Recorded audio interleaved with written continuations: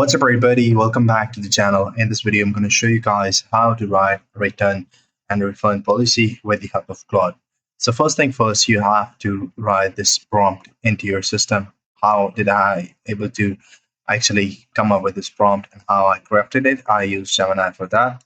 Over here, you will see that the Gemini here, I gave a right detail from prompt, right refund policy with the Claude.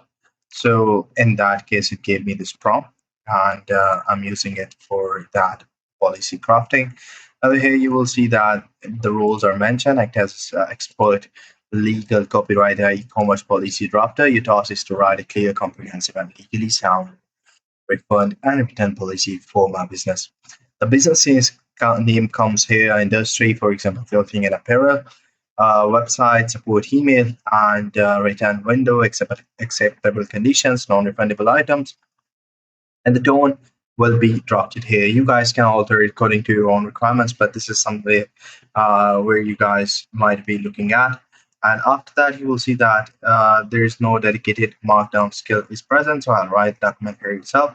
Now it has written the document, as you guys can see it, and it looks very fine and polished. You guys can polish it furthermore according to your own requirements, but this is how it goes.